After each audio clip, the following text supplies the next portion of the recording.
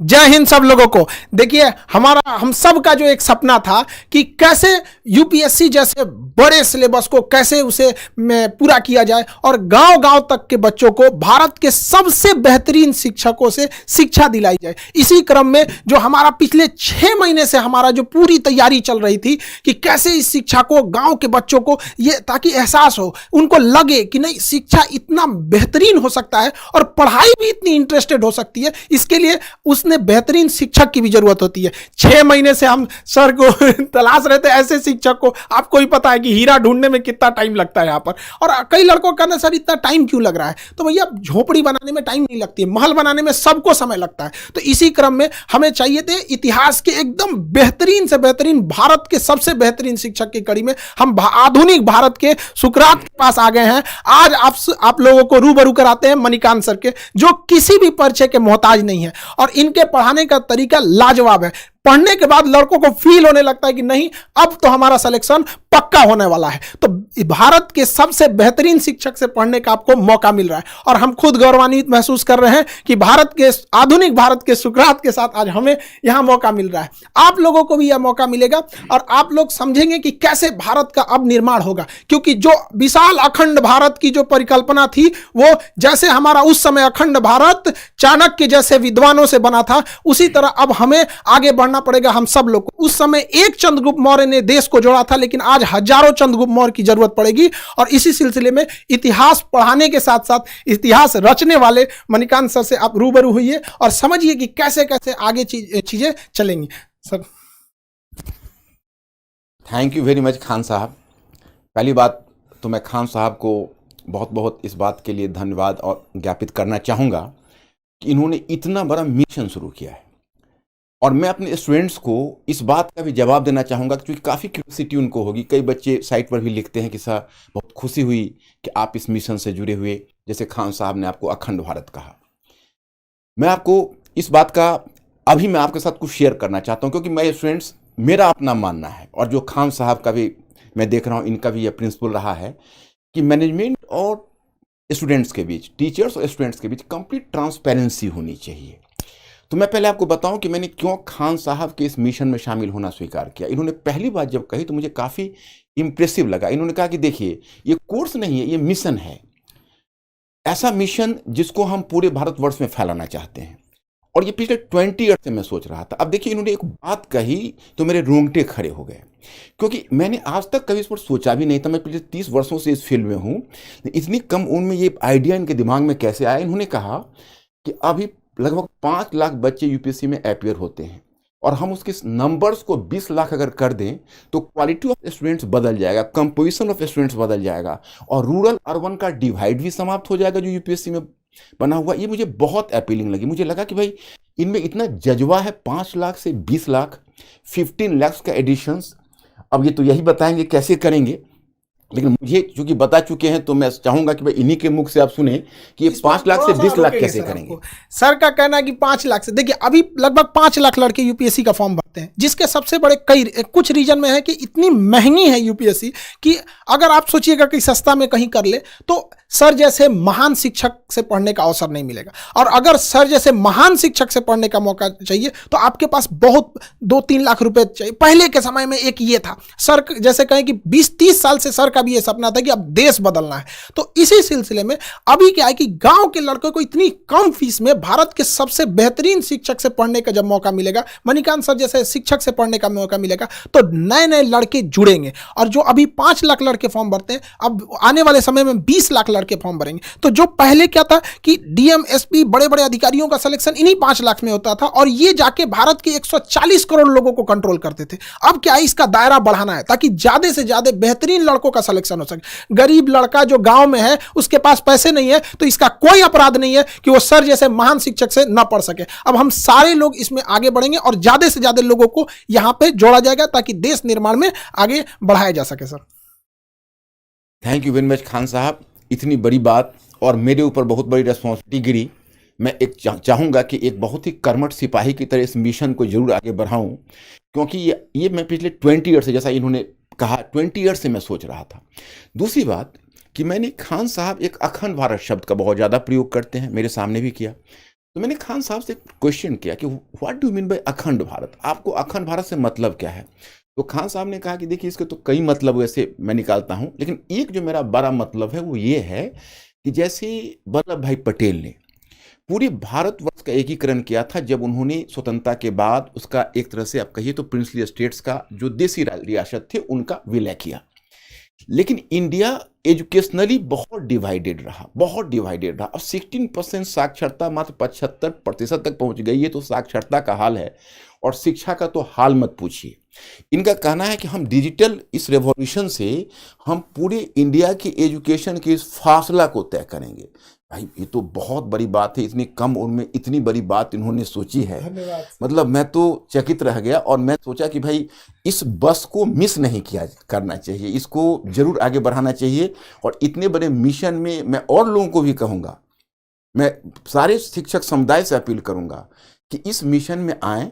ये बहुत बड़ा मिशन होगा और इससे सेटिस्फैक्शन मिलेगा, हर आदमी को जीवन में एक मीनिंग मिलेगी। तो और दूसरा तो ये दो इनका मुद्दा रहा, और इसी वजह से मैं इस प्लेटफॉर्म पर हूँ। तो मुझे लगता है कि मेरे स्टूडेंट्स लोग अभी मेरे इस क्वेश्चन का मतलब there question has already been answered. चलिए, आप लोगों ने तो सुना होगा भाई, अभी मैं जुड़ा हूँ और मेरे कुछ बंधुवर और भी अच्छे शिक्षक जुड़े हैं। मेरा विश्वास है, और जब मैं इनकी आंखों में देखता हूं तो मेरा विश्वास और भी बढ़ जाता है, क्योंकि मैंने इतना ऑप्टिमिस्टिक इंसान अपने लाइफ में बहुत कम देखा है। ये पूरे भारतवर्ष के संदर्भ में बोलते हैं, यही अपने आप में आज तक मैं कभी ये शब्द के लिए हिम्मत नहीं जुटा पाया था, लेकिन आप इनके साथ मिशन से जुड़कर मैं भी अब हिम्मत जुटा पा रहा हूँ। सर, आप लोगों की बहुत जरूरत है देश को। देश को बहुत ज्यादा जरूरत है, समाज की अंतिम पीढ़ियों को। और हम इतना विश्वास दिलाते हैं कि आप लोगों को ना एक इतिहास पढ़ने के साथ साथ इतिहास रचने का मौका मिलेगा। और सर, यही बच्चे निकलेंगे और बदलेंगे। कि कभी कहा जाता है कि हिंदी मीडियम के लड़कों का रिजल्ट नहीं हो रहा है, ये बड़ा चीज है। अरे हिंदी मीडियम के लड़कों को आपने मौका कहां दिया? वहां पर गरीब बच्चा जो गांव के सड़कों पे घूम रहा है, तो ऐसा थोड़ी है कि उसके पास योग्यता नहीं है। अरे उसके पास पैसे नहीं है, अब कोई बाधा नहीं आएगी। सर, लड़कों का तो कई लड़कों का कहना है कि सर आ गया, अब हम तो कोई किला उखाड़ देंगे। देखिए, खान साहब ने दो बातों को मैं कहना चाहूँगा। खान साहब का एक मुझे प्लान बहुत अच्छा लगा, जैसे एक हिंदी मीडियम तो रहेगा, लेकिन मैंने एक देखा खान साहब कि हिंदी मीडियम में जो बच्चे होते हैं उनके मन में कहीं ना कहीं अंग्रेजी के लिए एक ऐंठन होती है। और आप ग्रामीण क्षेत्रों में ऐसा देखेंगे कि इंग्लिश लोग लिख लेते हैं लेकिन इंग्लिश बोल नहीं पाते हैं। आप गौर करके देखेंगे, इंग्लिश समझ लेते हैं लेकिन इंग्लिश में अगर उनको एक्सप्रेस करने के लिए कहा जाता है तो दिक्कत होती है। तो वैसे लोग जो इंग्लिश लिख सकते हैं, आज की तारीख में जब इंटरव्यू में भी उनके पास चॉइस है कि हिंदी इंग्लिश किसी में डिलीवर कर सकते हैं, और अगर वो इंग्लिश लिखने की स्थिति में है तो उनको शिक्षा देने के लिए आपने जो इंग्लिश वाला आइडिया दिया है ये बहुत अच्छा। इन्होंने 3 स्टेज में लाया है, एक कहा है हिंदी मीडियम, दूसरा इंग्लिश, और तीसरा इंग्लिश, प्योर इंग्लिश, ताकि वैसे बच्चे जो प्योर इंग्लिश वाले हैं साउथ इंडिया, क्योंकि जब अखंड भारत को करना है तो अगर आप केवल हिंदी में रहेंगे तो खंडित भारत हो जाएगा। तो उसको अखंड भारत करने के लिए आपको गैर हिंदी प्रदेश में भी जाना पड़ेगा। तो ये भी एक लॉन्ग टर्म प्लान है। और इस संदर्भ में अब आप कुछ कहना चाहेंगे? तो सर, एक चीज हम जरूर पूछना चाहेंगे सर, कि ये आपके जो पढ़ाने का एक नया यूनिक मेथड जो है, इतिहास को इतिहास तक सीमित न रख के उसे वर्तमान परिदृश्य से जोड़ना, उसे भौगोलिक दृष्टि से जोड़ना, अंतर्राष्ट्रीय संबंधों में ऐतिहासिक घटनाओं का क्या असर पड़ा उस सब चीज़ों को जोड़ना। जैसे एक छोटा सा एग्जाम्पल के तौर पर, चाइना जो है जापान के प्रति इतना ज़्यादा एग्रेसिव क्यों है? लोगों को तो दिख रहा है, सबको दिख रहा है कि चाइना जापान के प्रति स्पेशली बहुत एग्रेसिव है, लेकिन वो इतिहास की उस घटना को नहीं देख रहे हैं कि जापान द्वारा मंचूरिया पर क्या हुआ था। तो ये जो चीजें आप जोड़ते हैं ना, ये लड़कों के लिए बहुत बेहतरीन साबित होगा। सर, इसके लिए थोड़ा सा बताइए कि लड़कों में ये भी क्यूरियोसिटी रहती है कि सर हमसे तो कह रहे थे कि आप पहले क्यों नहीं लाए, जो लड़के थे कि सर हमको भी ये मौका मिला रहा था। तो सर ये जरूर बताइए वो यूनिक तरीका से। अब माय स्टूडेंट्स, अब इसमें मैं जो खान साहब ने जो क्वेश्चन किया है उसमें मैं एक चीज़ इसमें और भी जोड़ना चाहूँगा, फिर मैं इसका भी रिप्लाई कर रहा हूँ। मैंने खान साहब से पहला क्वेश्चन किया था, इन्होंने जब अपनी फ़ी को 7500 रखी, मैंने कहा कि खान साहब कहीं आपका ध्यान क्वांटिटी पर ही तो नहीं है, क्वालिटी, कहीं ऐसा तो नहीं कि क्वालिटी के साथ कोई कॉम्प्रोमाइज़ होगा? क्योंकि क्वालिटी के मामले में मैं बहुत ज़्यादा सेंसिटिव रहा हूँ। सर, यहाँ हम आपको रोकेंगे। यहाँ पर एक बात बताइए, लड़के लोग जहाँ पे सर खड़े रहेंगे वहाँ पे क्वालिटी के बारे में अगर कोई डाउट कर रहा है तो फिर उसको एक बार पुनर्विचार करना चाहिए कि वो किस दुनिया में जी रहा है सर। तो आपका रहना एक इतने बड़े चीज़ों का बनना ही अपने आप में इस बात का प्रमाण है कि क्वालिटी तो बेस्ट रहेगी, बेस्ट में भी सबसे बेस्ट, कि लड़कों को लगने लगेगी पढ़ने के बाद मेरा तो हो ही जाएगा सर। यही इनका जो ये उत्तर था मेरे बहुत सेटिस्फैक्ट्री लगा। इन्होंने उस वक्त इन्होंने हमसे एक सवाल किया, कहा कि अच्छा ये बताइए सर, आपका जो method of teaching of history है वो यूनिक कैसे है? तो मैंने इनको जवाब दिया कि देखिए, मैंने इसमें कोई यूनिक, लोग इसलिए मानते हैं कि एनसीईआरटी पुस्तक के इंस्ट्रक्शन को नहीं समझ पा रहे हैं। एनसीईआरटी पुस्तक में जो क्लास 6 से लेकर 12 तक आप जाएंगे, एक प्रीफेस का पेज होता है, उसमें एक स्पष्ट क्लियर कट एक इंस्ट्रक्शन है। उसमें यह है कि पहला कि देखिए, आप मतलब you have to discourage the rote learning among students and try to activate their pattern of thinking. मतलब स्टूडेंट्स में आप सोचने की प्रवृत्ति को विकसित करिए और रटने की प्रवृत्ति को हतोत्साहित करिए। वो तब संभव है कि जैसा कि अभी खान साहब ने कहा कि जापान और अगर चाइना का वर्तमान कन्फ्लिक्ट है तो उसको हम अतीत में ले जाएं, अतीत को वर्तमान में लाएं, तो बच्चों में स्वयं एक्टिवेट हो जाता है सोचने की प्रवृत्ति। दूसरी बात क्या है कि आपके एनसीईआरटी में लिखा हुआ है कि विभिन्न विषयों के बीच की दीवारों को तोड़कर एक अंतर अनुशासनात्मक दृष्टिकोण विकसित करिए। वही मैं करता हूं। अब हिस्ट्री है तो हिस्ट्री को इंटरनेशनल रिलेशन से, इंटरनेशनल इकोनॉमी से, अब तो जो हमारी टीम है, अब हमारी जो टीम है अपने और बंधुवर हैं, हम लोग साथ बैठेंगे, हम तो काफ़ी एक्साइटेड हो रहे हैं कि हम इस पैटर्न को ही चाहते हैं चेंज करना। अभी यूपीएससी में खान साहब क्या हो रहा है कि अलग अलग बच्चे अलग अलग पढ़ते हैं विषय। नौबत ये है कि बच्चों की स्थिति उस तबले की तरह हो रही है जिसको अलग अलग लोग धुन बजा के चले जाते हैं। हम चाहेंगे वो सिंक्रोनाइज करे सारे ट्यून, और वो तभी होंगे एक टीम वर्क की तरह। जैसे आप वॉलीबॉल टीम देखते हैं, फुटबॉल टीम देखते हैं कि एक पास दे रहा है, दूसरा गोल कर रहा है, so that should be A complete team. तो मैं आपको बताऊं कि यह चीज इन्होंने मुझे कहा कि बिल्कुल ठीक है, ऐसे इसको ले चला जाए, और इस बात से काफी एक्साइटेड हुए। तो एकेडमिकली मुझे बहुत सेटिस्फैक्शन मिला इनके इस प्रोग्राम से।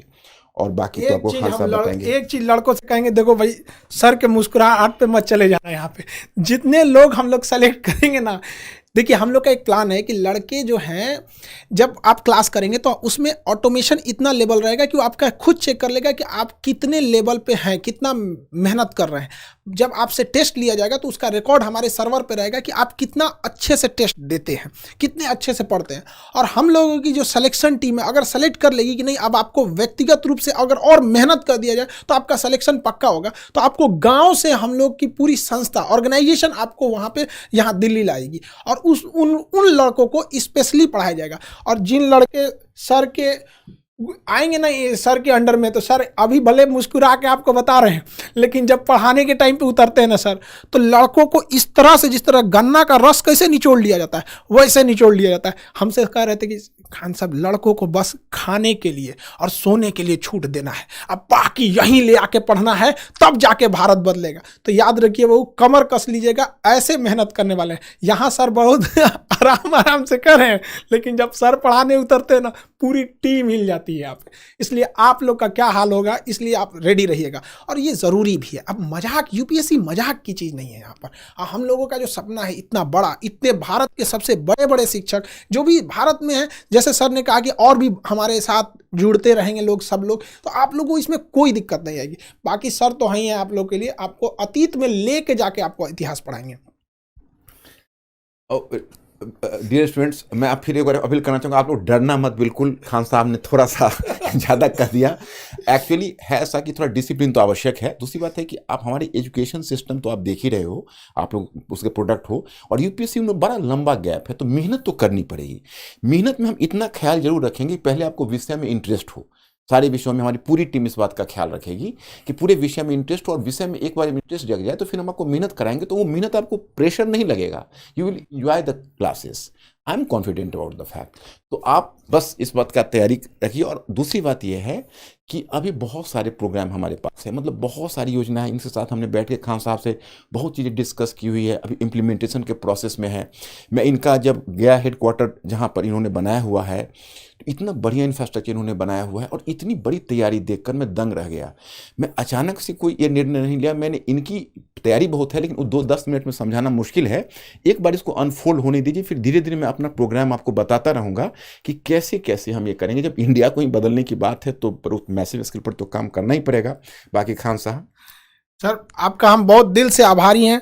आप इस भारत को बदलने में एक महत्वपूर्ण सेनापति के रूप में अपनी भूमिका निभा रहे हैं। और देशवासियों को भी हम कहना चाहेंगे बाबू कि जिन लड़कों को ऐसे गांव में बैलगाड़ी पर जीवन बिता दिए, अपने गांव का सर लड़का मेहनत करके, एक हमारे यहाँ लड़का आया था सर पढ़ने, वो नदी से बालू निकाल के भरता था और उस पैसे से फीस देता था। हम कहे कि भैया ये फीस लेके हम भगवान को क्या मुंह दिखाएंगे, तुम सफल हो जाओ, यही मेरा सबसे बड़ा फीस है। तो जो लड़के इन बैलगाड़ी पे जीवन बिता दिए ना, हम आप बच्चों को कहते हैं मन लगा के पढ़ाई कीजिए, आपके माँ बाप को हम इस एम्बेसडर में ना घुमा दिए, हम लोग का ये सपना है, तब आप कहिएगा। अब वो गया जमाना, अब राजा का बेटा राजा नहीं बनेगा, राजा वही बनेगा जो उसका काबिल होगा, हकदार होगा। अब इस अखंड भारत के निर्माण में आप सब लोग लगे रहिए और आने वाली पीढ़ियों को ये बताइएगा कि जब ये भारत को बदला जा रहा था तो उस कड़ी में हम लोग भी शामिल थे। आई होप आप सबको समझ में आया होगा और बहुत जल्दी हम लोग इस चीज़ों को जुड़ते रहे। यूपीएससी बहुत बड़ी चीज़ है। अब इतनी कम 7 से 8 हज़ार की फीस में अब सोचिए 2-3 लाख वाले फीस को इतना सप्रेस किया गया। इसमें हम सर का भी बहुत बड़ा आभारी हैं, जो सर इतने बड़े मिशन में एक सेनापति के रोल निभाने के लिए आगे आए। अब बाकी आप लोग अपनी तैयारी के लिए अब निश्चिंत रहिए। अब गांव का हर एक लड़का पढ़ाई करेगा। इंग्लिश मीडियम वाले लड़के, आप लोगों के लिए भी सेपरेट बैच रहेगा। साउथ इंडिया के लड़कों को हम छोड़ कैसे सकते हैं? अखंड भारत में साउथ इंडिया छोड़ दे तो अखंड भारत कहाँ रह गया? वहाँ पे सबको जोड़ा जाएगा और हम कोशिश करेंगे इस व्यवस्था को और बेहतर निरंतर कैसे बनाया जा सके। आई होप आप समझे होंगे। मिलेंगे नेक्स्ट क्लास में। जय हिंद।